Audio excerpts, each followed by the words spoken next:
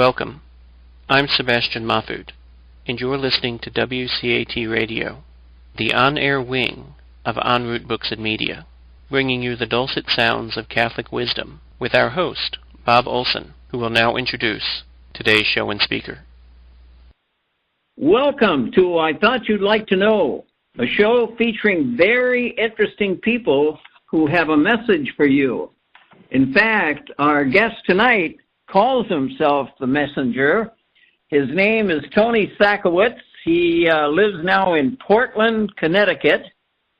And Tony, it's good to have you on the program tonight, and we're going to find out all about you and how you're a messenger, all right?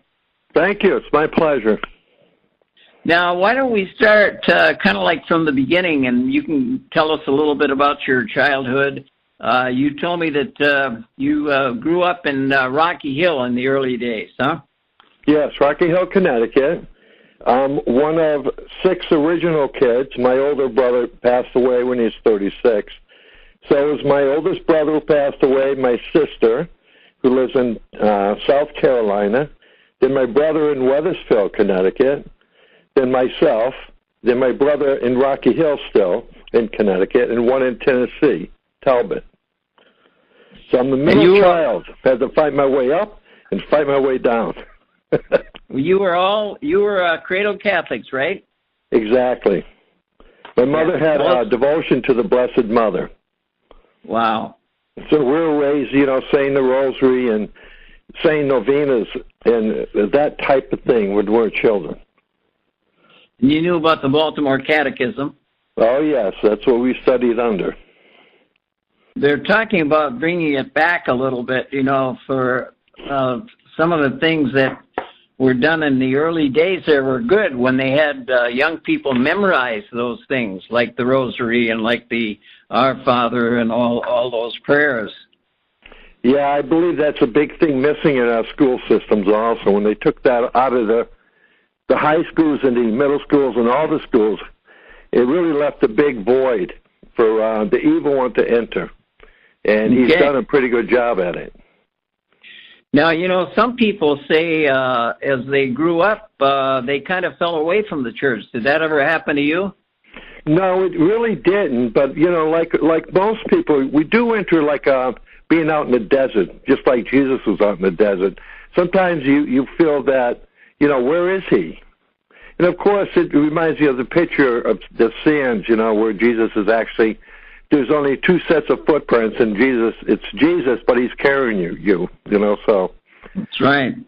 So that part of it is, I just talked to a woman, a young lady today in her 40s, and she mentioned, I'm trying to minister to her, and she says, well, I'm afraid to go to church because all they talk about is the evil one and, being good and being a sinner. And I said, well, that's all changed because of what they preach today is love. The outpouring of God the Father in total love. Mm-hmm. So the Baltimore, way back when, they taught it that way. I know that. But the thing is that, like I say, what's missing, though, is the memorization of all those beautiful prayers that are still with you, right? Yeah, they're still with me, but it's because I'm a third order Carmelite, and I live a contemplative life, which means that everything I do is in prayer, And yeah. Sometimes the prayer is not pure because you get angry and you get frustrated and stuff like that, which, tells me it's a lack of trust in God. But, that's something I pray for. The two most important things in my life is, first of all, praying that I trust more in God, and then secondly, to pray for wisdom, because with wisdom comes love and comes all the other gifts of the Spirit. Mm-hmm. So that's where as far as your livelihood is concerned, right now you're how would you describe yourself? You and your brothers have your own business, right? Yeah, we do remodeling. Yeah, and we're all retired, but we work part-time at it. So it's a pretty interesting subject. People say, "Oh, you're so lucky to be with your brothers," and I say, "Yeah, I'm very fortunate. I just have one problem." And they go, "What's that?" And I says, "How do I fire him?" But I love my brothers dearly, and they really do a good job, and they do correct me. And that's what I want people to do. True friends will correct their friends. If there's something wrong and they're going to, off the ladder, fall off the ladder, you have to be corrected. Your friends should correct you. And I don't think people do that because of political correctness. So that's vile. I have a terminology lately for political correctness. It's really 2 words. It's called Sharia law. Because in that, if they can shut you up, then they can do what they want. Yep, that's right. That's true. Sounds like you have a birdie going. No, I just had to turn off my phone there. Oh. So that's where I'm at, today. So, but you've been very active in the church, right? Yeah, it started. I don't. It's hard to say. I always had a devotion to the Blessed Mother because I know when I did something wrong, as a child, I used to run behind her skirts and hide. She was my protector. That's the best description I can get you because I was afraid of God the Father and Jesus, Yeah. So that type of thing, But now, of course, I speak directly with God the Father. I've heard his voice twice. Well, I met you for the first time at my father's house in Moodus when I was living there. That's correct. And you were there for a long time, and you really took care of that place very well, wiring up for television and radio and whatever, for filming. And how long were you there? Actually, I did that ministry for about 25 years. Wow. I started with Father Bill at my father's house in Moodus, Connecticut, purchased the place, and at the time I was doing youth ministry. So we used to have, with the youth ministry, which is one of the things I heard from the Father, and I can share that later with you. But that ministry, the first part of the first retreat was to go to New Hartford, Connecticut, a place called Trinita. And it's a 200-year-old farmhouse with animals on it and that sort of thing. And so we would go there on retreat, and that has another story, of course. And then we would basically teach Christianity, what it means to be a Catholic, through Christian action.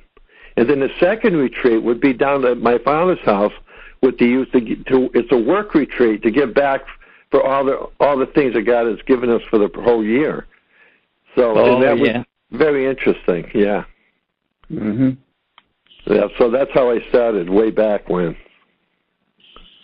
And why don't you tell us about? Let's go into it right now. Those retreats.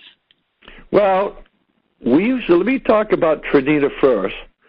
Well, let me back up. First of all, I got on the council at St. Pius X Church in Middletown, Connecticut, when I was kind of younger. I guess I might have been in my 40s. And I wanted to do something with the church. I'm not sure exactly how I got on it, but I'm on the council. And being the youngest, or one of the youngest, they wanted me to do youth ministry, which I fought. I said, I'm not doing youth ministry. I don't even know how to raise my own kids, and you're going to stick me with a bunch of kids. And so for 6 months, they kept saying, we need you to do youth ministry. And I kept refusing. I said, no, I'm not doing it. So one night, and I always say it's the golden hour, 3 a.m. in the morning, and I woke up and I heard, I was woken up by one word. It said, now. And I had already heard that voice before when I was 18 years old. And I said, what now, Lord? He goes, now youth group. And I said, no, I'm not doing it. And he said, now youth group. I said, I'm not doing it. And he kept saying, repeating, now youth group, to the extent that I couldn't go back to sleep. He wouldn't allow me. So I finally gave in. And I said, all right, God, I'll do the youth group. So I went up and told Father Karen at the time, he was the pastor at St. Pius X, and he laughed. He thought that was the funniest thing. And I said, yeah, but, he says, I got the perfect priest for you to help you with that. And I said, who's that? I said, Father Don Lininger.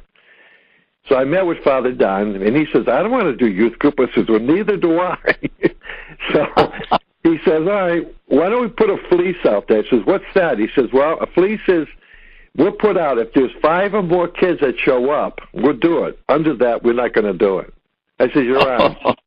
So for the first meeting, we had 6 kids. We did it for 6.5 years, or 13 retreats. The best time of my life. The best time of my life. It was absolutely beautiful. Well, there was a priest like that in Cincinnati. I'm trying to think of his name now. Everybody knows him, but he had the same problem. He did. That's the last thing he wanted to do was youth ministry.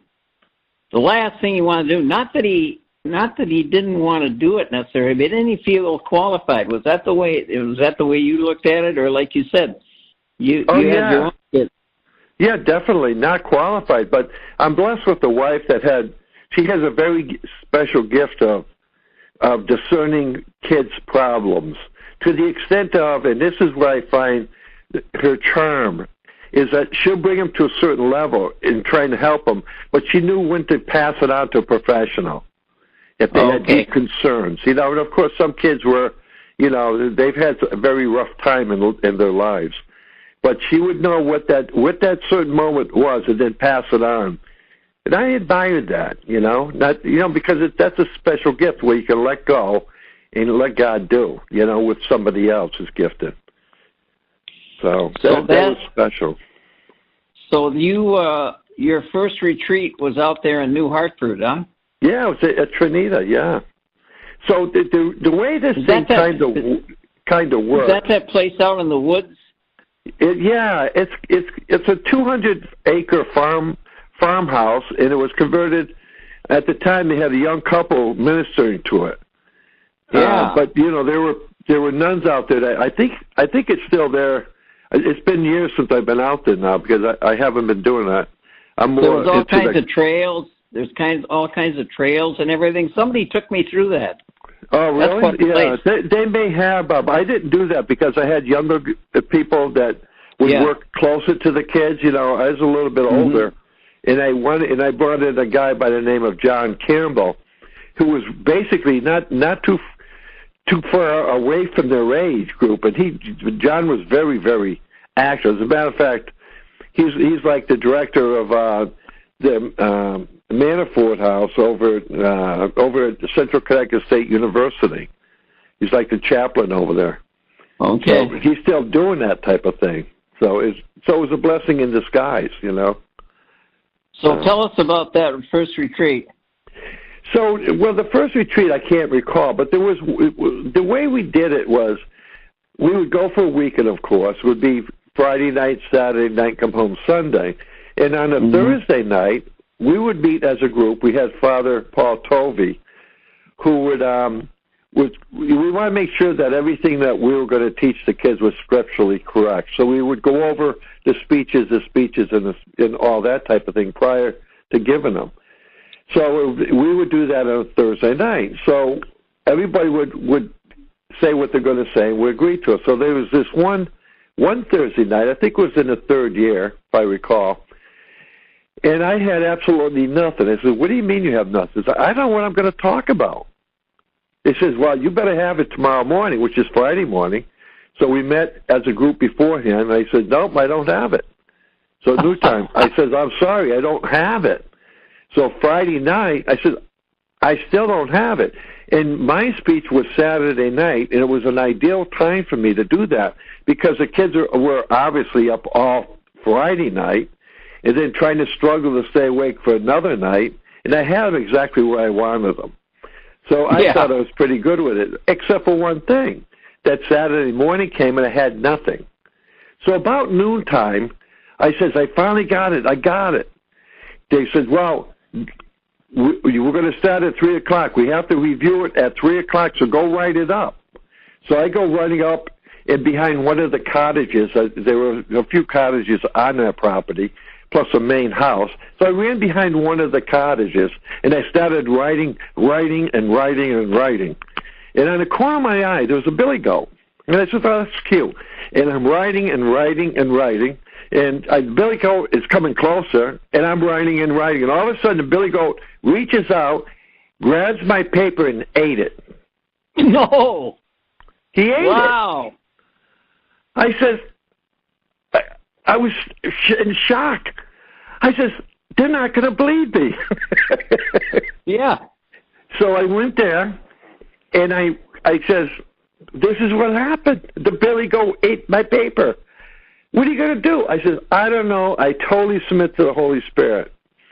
So that night at 7 p.m., after supper, and we had a little time for ourselves, at 7 p.m., I'm standing in front of the group of kids. There was about 30 kids, and I think we had 7 or 8 adults.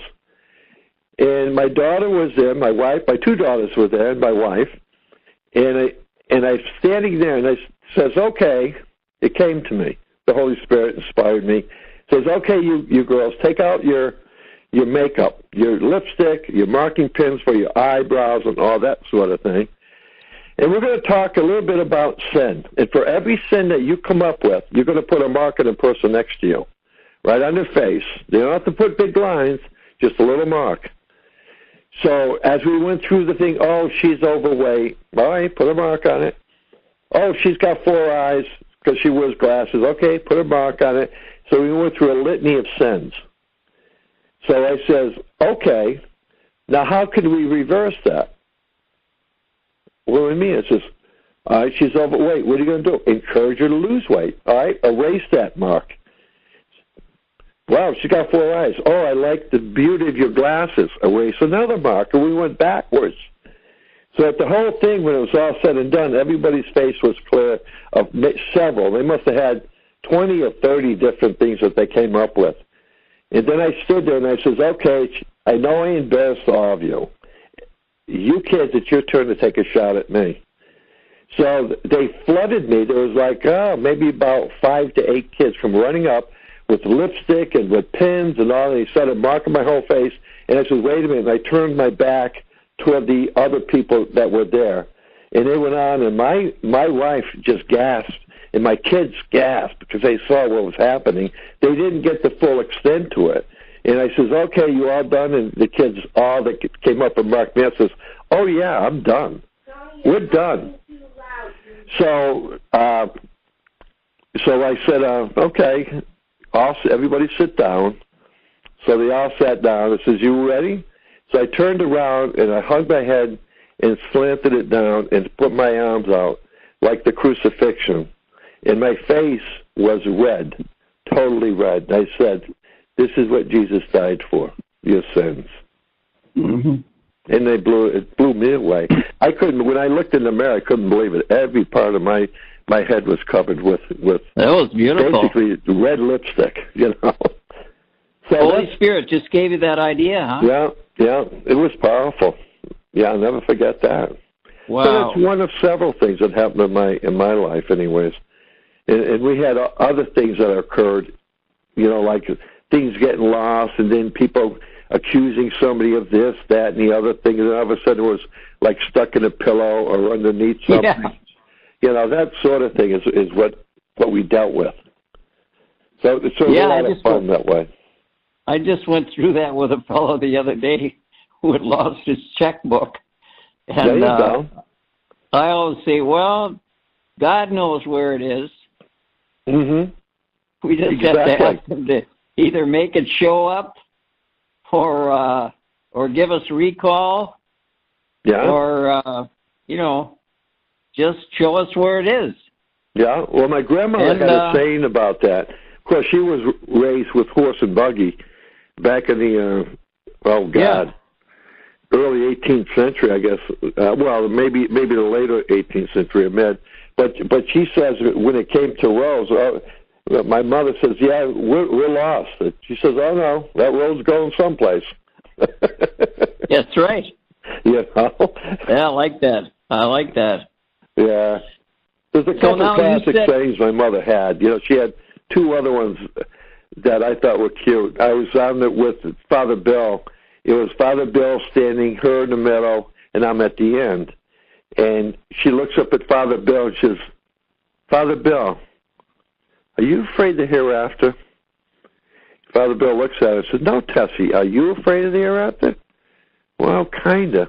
But Tessie, you're a very spiritual person. You go to church, you raise your kids, it's obvious with Tony, and I've heard nothing but good things about you. Why are you afraid of the hereafter? Well, Father, sometimes I go into a room and I say, what the heck am I hereafter?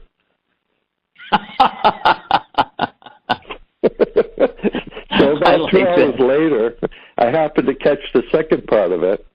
And he says, well, Tessie, you're not afraid to die. Oh, no, Father, not at all. Just not today. Those are two classic ones that I'll never forget.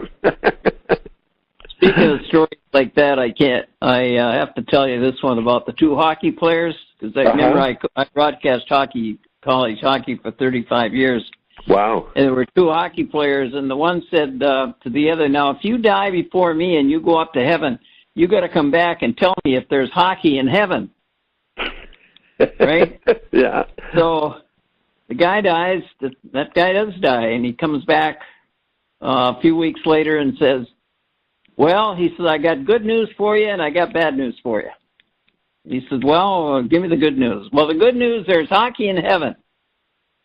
But the bad news is you're starting in gold tomorrow. Yeah, amen to that. Just a joke. Just a joke. That's funny. Well, but here's the thing. You remind me when I was about 18 years old, I was perfectly healthy, and I had an experience, and my wife now had an apartment in the back of my mother's house, and I was kind of laying up there visiting her. We weren't married at the time. I'm not even sure if we were engaged, but lack of that, I was laying on her grandparents' couch, and I kind of, I was sleeping, and I had an out-of-body experience. And my soul had lifted up about 2 inches from my body, and I knew that I was technically dead. Everybody argues you're not dead. But technically, at 2 inches above my body, I could see my head and my toes. And I felt the total weightlessness of my body. If I were to put 150 ton on the tip of my little finger and multiply it across my body, that's how much our body weighs on our soul. So the first release was the total weight of the body, which was incredibly beautiful. The second thing I experienced was I was in this cloud, and I just recently, I could never describe where it was, but I think St. Faustina described it perfectly. She was in the middle of a cloud, and that's what basically I was. It had no walls, nothing to define it, but I knew I was also in God's presence. And I said, but Lord, I haven't finished your work yet, because I knew he was there. It's like the soul knows. We know. And then all of a sudden I went back into my body. And at 18 years old, I had no clue what that meant. But I'm talking to you, obviously, as a messenger, and that's what he directed me to do. So, to tell other people about it. Yep. Oh yeah. That's what I'm called to do. Mm-hmm. Yeah. That's why you call yourself the messenger. Yeah. Well, I had a trip with the Carmelites to Portugal, through Spain, and then we wound up in France. And just before hold on to that story a minute. Tell us a little bit about the Carmelites and how you got involved with them, and what happens, and who are some of the. Yeah, what did I do? Okay, so this is what happened. My wife was she was something else. She kind of, in our later years, I faded away. I wasn't as religious as I am now, but I kind of faded away. My wife was into a 3-year lay ministry program, along with another friend of mine. At the same time, some of my friends were becoming deacons, and I went into prayer and I said, Lord, I don't want to copy what they're doing. I never did want to copy anybody. I want to do my own thing. What do you want me to do? He says, I put in my heart, I want you to be a good grandfather first. And I was blown away with that. I mean, I was teary-eyed about that. I go, wow, how special and how important is that? So knowing that, I says, but first, what do you mean first? So then a few years later, I can't exactly ID what the time length was, but it was a while past, my wife became a third order Carmelite. And I wasn't sure if I wanted to do that, to follow her path. But anyways, it was there, and I was still discerning. You know, it takes time to discern a lot of this stuff. But I woke up at the golden hour, 3 a.m., and I heard these words, I want you to die a Carmelite. And with those words, I said, they must be the Blessed Mother. I started entering into the Carmel studies. Mm-hmm. And that's what got me going. And that's where the trip developed shortly thereafter. As a matter of fact, I wasn't even professed when I went on that Carmelite trip. I was an invited guest. But how did the Carmelites get started? Well, that started at my father's house with... No, not the local group. I mean, just tell us a little bit more about the Carmelites, the whole worldwide organization. Yeah, the Carmelite is an old... ancient third order that we use Elijah. Elijah was not a Carmelite, but he's our mentor because he lived the Carmel way, doing what God ordered him to do. Even when he ran away from battle, God says, you get back into the battle and win. You know, you're doing it for me. And so there was a bunch of monks that wound up on Mount Carmel, and they went into prayer up there for a number of years, and they would be an outreach to help the local people and that sort of thing. And that's basically where it started in Europe. And then it migrated outside of that. You know, they had permission from the popes to form an order, and then they had rules, you know, just like the Dominicans and the Franciscans to follow, you know, and that's what happened. And some of the well-known ones... St. John of the Cross. John of the Cross, St. Teresa of Lisieux, which I had the privilege of visiting her house. You got to tell us about that. Oh, that was beautiful. Her house, I mean, I was surprised. You know, St. Teresa of Lisieux is what I discovered about her, or told to me about her. She was basically cloistered from childhood. Both her parents, her father was going to be a priest, mother was going to be a nun, but they met and they fell in love and they got married. But they did not allow the children to read the newspaper, watch listen to the radio. They didn't have TV at the time, nor if they did have TV, not even watch TV. So from early childhood, they were taught in the Catholic way. So basically, she was cloistered from childhood and protected. When she was a little girl, of course, she was a little brat. But her house, you know, they loved her. And nonetheless, her parents were very patient. They had something like 5 girls that all became nuns. And, of course, they're up for canonization now, both the parents, you know. But their house, they lived in, I would consider at the time, I was kind of stunned with their house, an upper-middle-class home, I would call it. Beautifully outfitted, and just well preserved. He was a clock maker, a watch, clocks, fixing that type of thing. Yes. So that was his trade. Yeah. So and then we went to St. Avila, where she stayed, and I forget I think she was in Spain, maybe. Well, she was in Spain, yeah. Yeah, Spain. So we went to where as a matter of fact, my wife was the only one in our group, because we got to the place late, that actually saw her cell. And she says, and she showed me pictures of it. She was able to take some pictures. And out of the group that we had, which is probably 30 people that were on the bus trip, maybe 40, that she was the only one that saw it. So she was gifted in seeing that, you know. So the nun came out and actually offered it to another girl, but she immediately turned to Karen and says, Karen, why don't you go? Because I'm not a Carmelite. But she became a Carmelite after the trip. Pretty interesting. Good. Yeah, it was nice. Okay. So but you said you were starting to tell about the trip to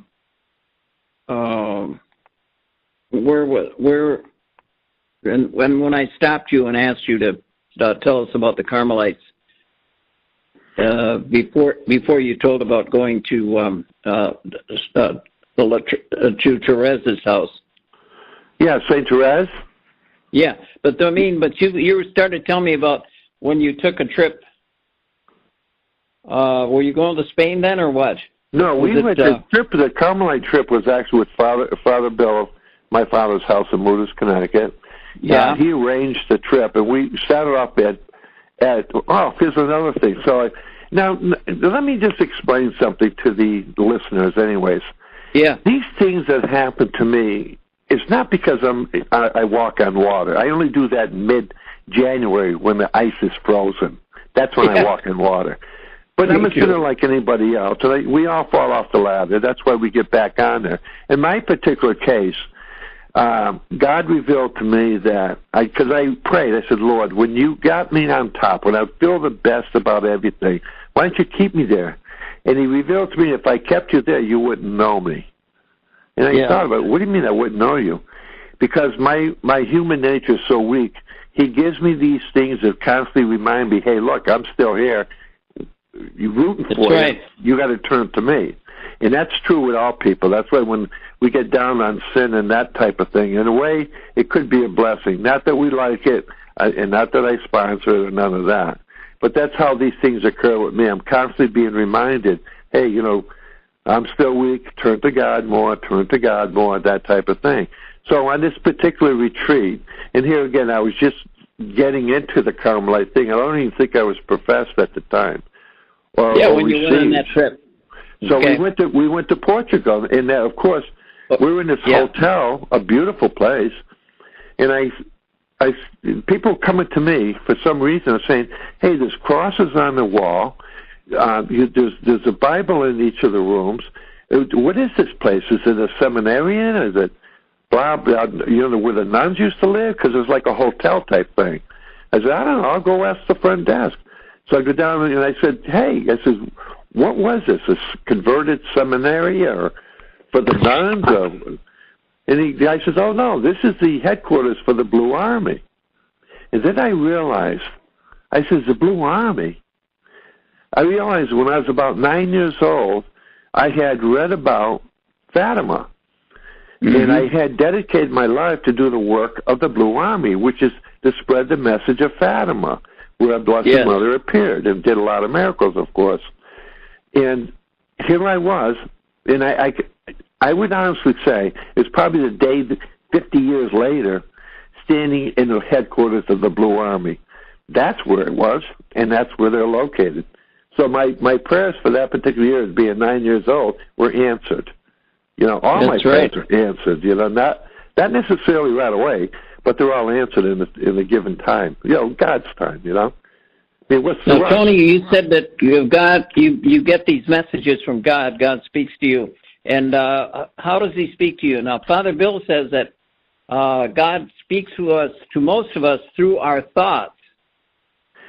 Yeah, but I've heard His voice twice, verbally. The one with the youth group. And I heard it, and heard another voice, of course, "I want you to be a Carmelite now." And then there's just like coincidences. I listen to people, and I think that's the failure of most of us, because we're so inundated with TV and radio. We get so, headstrong to listen to everybody at once, so we don't pay attention anymore. But I always discern what people are telling me. And listen, because God, God's got His eyes, His mouth, His hearing, His lips are through other people, through their spirit, and they're inspired. Of course, you got to use extreme discernment, but they're inspired to tell you things that maybe you don't know. So I get inspired that way also. Good. So, and being a Eucharistic minister also, which is a calling that came from Medjugorje. One night, I was able to videotape the dance of the sun, the same thing that happened at Fatima. I could see that sun dancing in the sky, and it does dance in the sky, by the way. But I could not look at it like some other people could. But this one night, about 4 o'clock, it was a beautiful blue sky, all clear, no clouds. something told me to turn around on the Hill of Apparition where she first appeared. And I turned around and I stared directly into the sun, full strength, full power.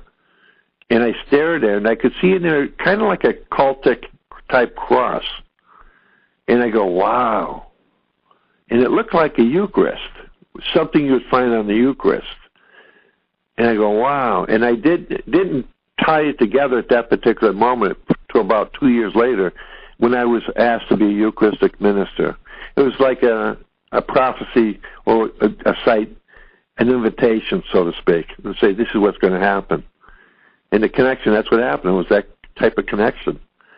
Isn't that amazing? And it didn't affect your vision or anything? No.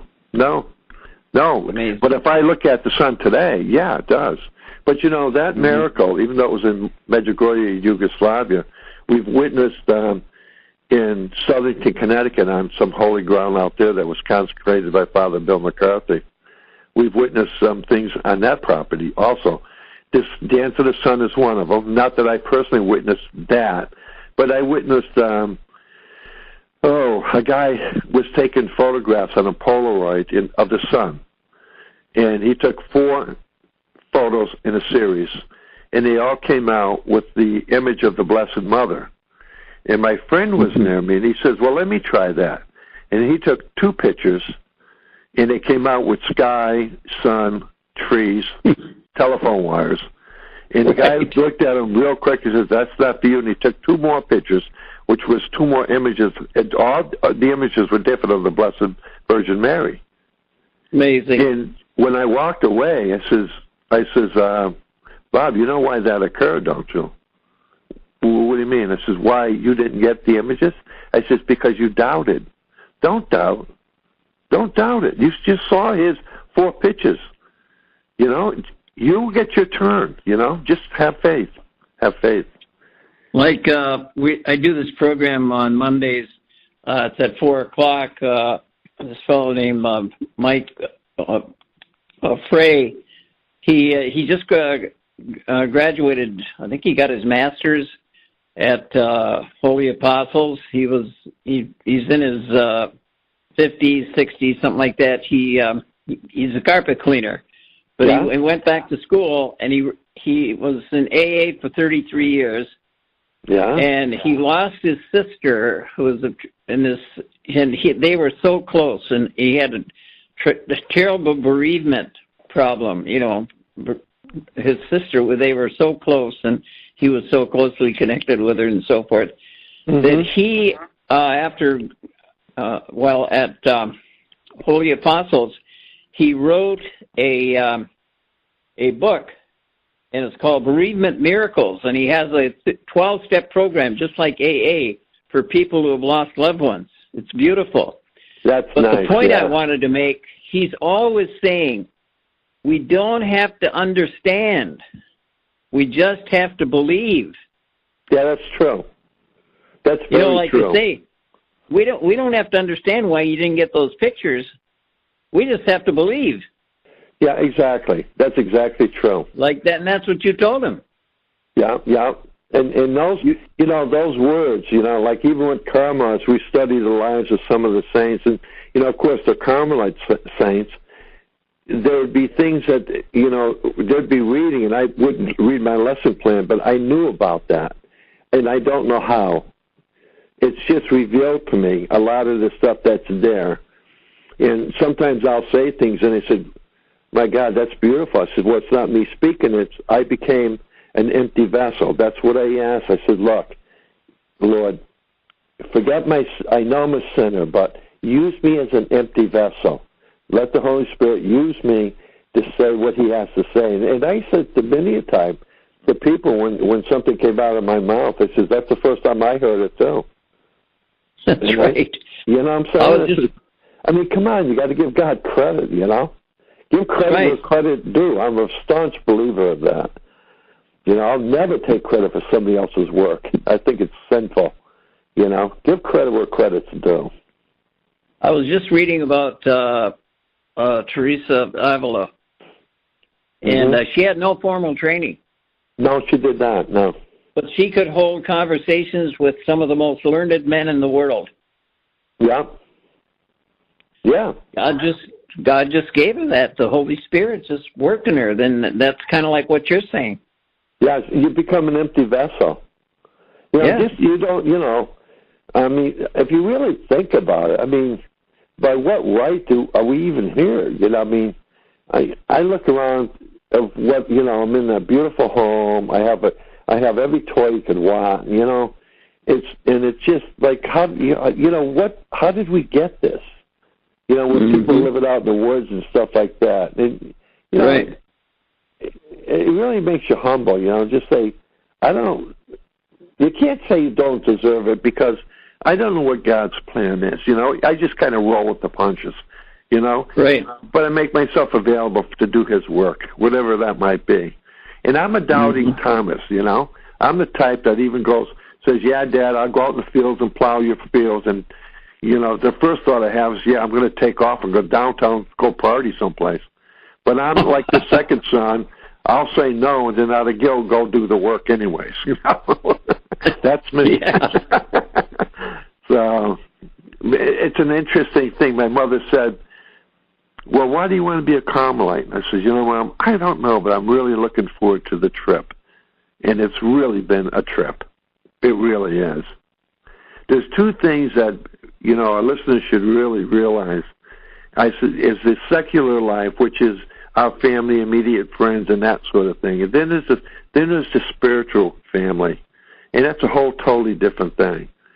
And the spiritual family is where you get your growth, and you hang around people who really are holy people, who go and try. They strive. They don't have to be walking on water, doing a lot of miracles, but they're trying to be close to God. And you could tell who those people are. They're usually jovial. They're always smiling. They're always helping people. They do a lot of charity work and that sort of thing, you know? Mm-hmm. Right. And that's what you do. You have to change your ways, you know, to do that. So, yeah, and I said to a guy just the other day, just yesterday, we had one of our candidates received into the Carmelite family, a sister, and there was a guy that was there that he cleans the church, and I had a conversation with him. And I said, I'm going to tell you that. I said, there was one day when I looked up upon the altar, and it wasn't that long ago, and I saw the altar as holy ground, and it really is holy ground. Because being a Eucharistic minister, it occurred to me to see this, and it was beautiful because it's holy, very holy. And I said, you know, you're doing the work of the Lord. You're cleaning the church. He's called you to do this. And I says, when you step on that altar, I says, you're basically part of heaven. This is what it's all about. Mm-hmm. And I said, he loves you enough to allow you to do this. He gives you the strength and the courage. And it was that sort of thing that, you know what, Bob? That's not me. That's the Holy Spirit talking. And he was just mesmerized, and he says, you know, he just say, wow. He never looked at it that way, you know? And I'm hoping that he becomes a Carmelite brother, you know? I would love to have a brother. I'm one of the only guy with 14 other women. So I need a lot. I saw one of your Carmelite brothers Sunday at Adoration at St. John's. Frank Gilbert. Yeah. He came. He did visit us on this celebration of our sister being received. You know, being received means you get your long scapula. It's a ceremonial scapula. Well, you probably know that he's going to the Holy Land Thursday, huh? Yes. Did you hear? Did he share that with you? He's going for 2 weeks. Yeah, and he told me he's going to be in Jerusalem Christmas Eve, Christmas Day. Yeah. Wow. How wonderful is that? Yeah. That's beautiful. And now he's getting close to becoming a priest. Yes, he's got about one more year. He should be a deacon in June, and then he's got another year to become a priest. Oh, he's going to be a deacon in June. I didn't get too much of a chance to talk to him because he was leaving from Adoration there. But what a... Yeah. Oh, he's a good Carmelite brother for sure. Yes, he is. And there is a different thing about Carmelite priests versus Dominican and Franciscan and all that. Of course, we're all in it together, but there are differences, you know, slight differences with all of them. our order is pretty much. I don't know. I love Saint Francis too. I have a love. Well, I have a love for all the priests and saints and all that. How could you not? I mean, come on, they made it, right? And they showed us the way. So it's an interesting third order that we have to be part of that Holy Family. It's kind of cool. Tell us a little bit more about that trip to Portugal. What are the things you? Yeah, so we went to Fatima. Then from there we went through France, and we went along the coast.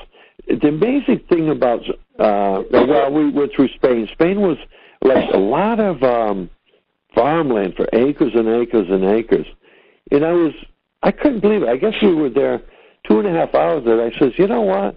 Beautiful fields, beautifully manicured. I said, I never saw one farmer. I said, who does all the work?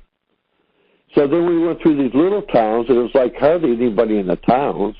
We wound up stopping in a few of the churches in there, and they had relics of some of the saints that were there, and were able to pray in several different churches on the way. And it was kind of nice to see that. And then we wound up in France and seeing some of the saints' bodies there. One in particular is oh God, that's just my name now. The one that did with the poor, feeding the poor, and that sort of thing. What's his name now?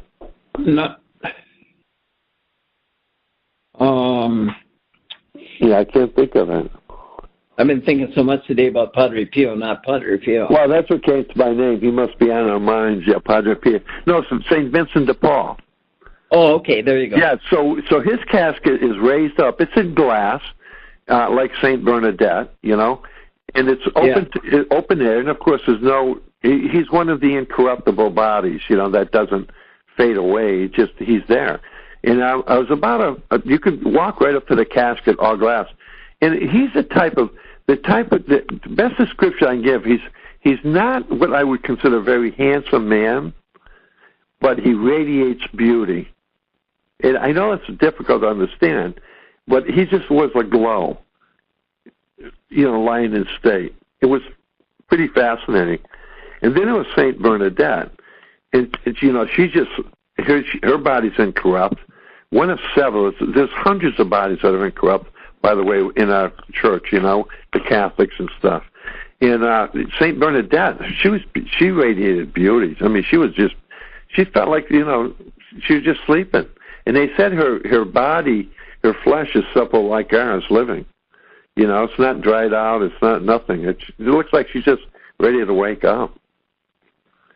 So that was pretty cool, making that trip.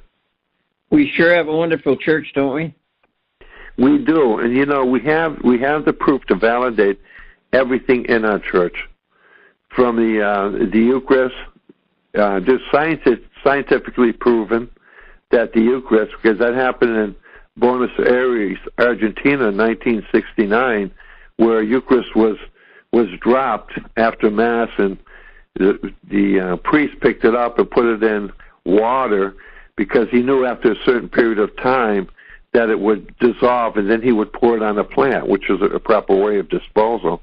But when he went to do that, he found that the Eucharist was bleeding, and it actually got larger. And at the time, the Archbishop was our current Pope, Pope Francis. And he says he wanted the pictures be taken professionally, and then to hold it again.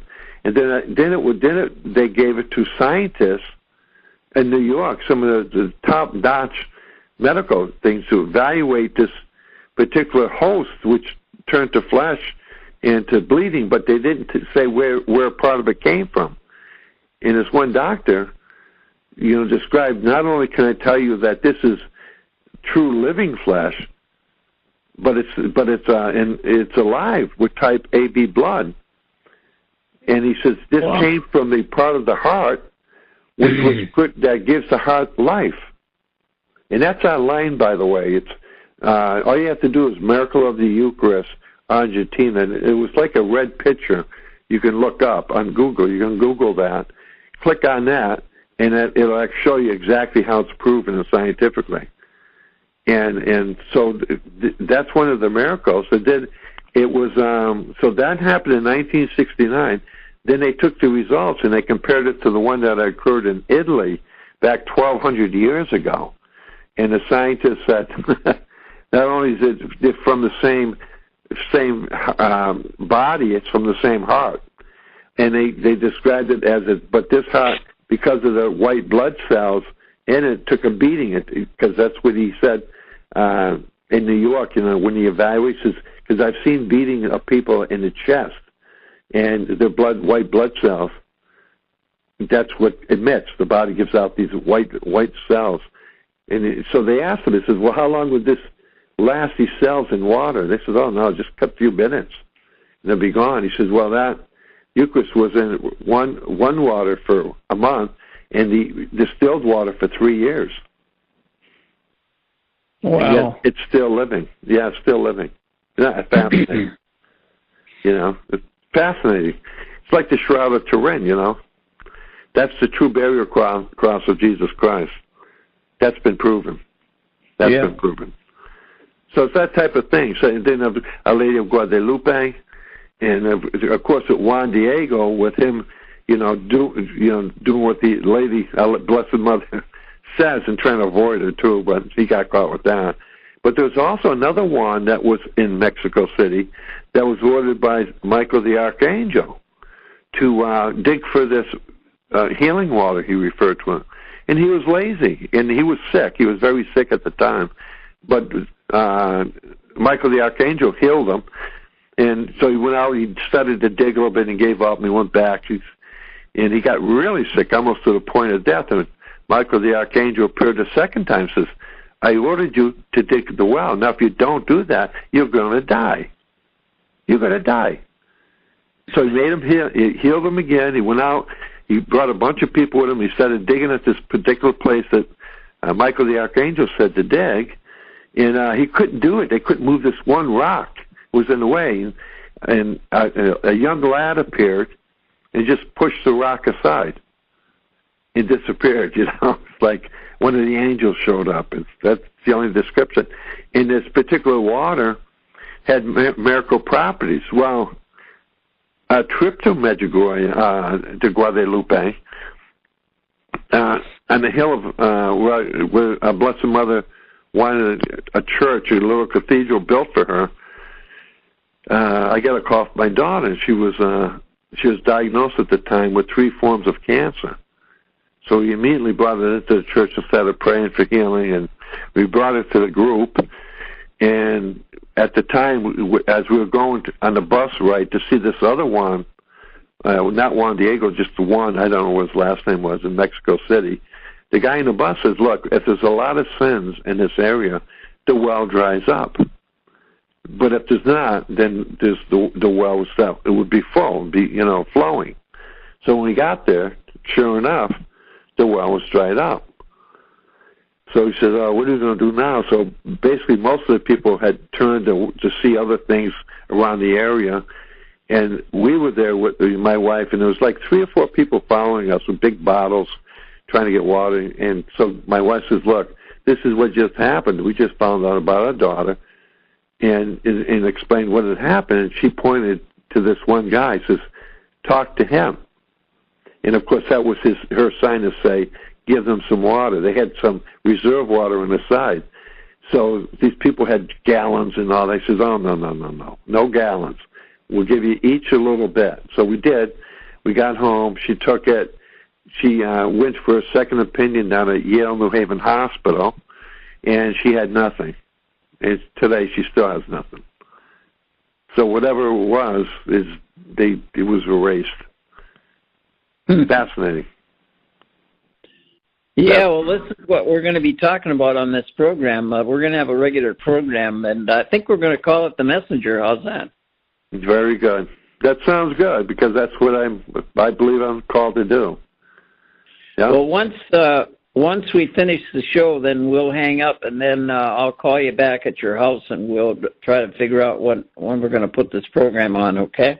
Sounds good. Thank you, Bob. What's the best time for you? And I was going to tell you one little story about that I received from Father Rookie. Do you remember Father Rookie that used to come around and do those healing services? Did you ever run into him? I may have. I've come across so many people. I can't keep them all straight. He was from Chicago. But anyway, he sent me this. And the Holy Father, Pope John Paul II, Saint Pope John Paul II, was in this country, and he was in Baltimore, and he was, I forget what was going on there, but before they had the big program, he wanted to go in the chapel in this church and spend some time with the Lord. So the authorities got together, and they wanted to go in and search the chapel and make sure there was nobody, any evil person there that could cause any problems. Yeah. So they got these body-seeking dogs that they used to use, when there's an earthquake or something. Yes, dogs, yeah. They try to find these bodies, and they point when they find a body. Yeah. And so they put these dogs in this chapel, and they went all around. They were sniffing and going through the chapel. When they got to the tabernacle, where Jesus is, where he lives, in the parish, the dog stopped and pointed right at that tabernacle and wouldn't move. Yeah, there you go. Oh yeah. I love those stories. He's real. He's a person. He's alive. Oh yeah. Oh, he is. Very much so. I've been part of a healing ministry also in my past, and I've actually witnessed miracles that are hard to explain. Except for, you know what? In one way, you see, it's hard to explain. Another way, you just say, Jesus can do anything. He brought us here. That's right. We say, you don't have to understand it. You just have to believe. Because it happened. Exactly. Yeah. It happened. Well, we've been listening to an interview with the messenger, Tony Szalkiewicz from Portland, Connecticut, and we'll be letting you know about the program. It may be at this time, but I'm going to talk to Tony and see if we can get a good time for the program. But it's going to be called The Messenger, and we'll see you then, Tony, again when we get our time straight. Thank you very much for being with us, sharing all the beautiful things that you shared tonight. Father in heaven, we just thank you for all these things that you show us. And like we say, we don't have to understand them, but we have to believe, and we do believe. Yeah, we do believe. And ask, Lord, to bless each and every one of us here tonight. In Jesus' name, amen. Amen. So be it. So I will call you shortly. Bye-bye. You got it. Bye-bye. We hope you enjoyed the program and will join us back for another show on WCAT Radio. This is Sebastian Mahfood. Good day.